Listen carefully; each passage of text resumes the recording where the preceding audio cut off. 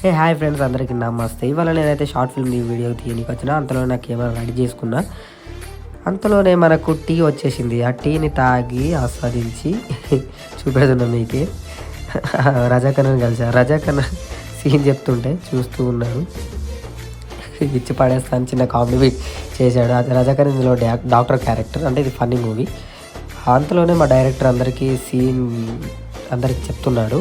ఇక్కడ మా producer wait చేస్తూ ఉన్నాడు. ఇతను కూడా యాక్టరే. ఈ సీన్ కోసం వెయిటింగ్ అండి.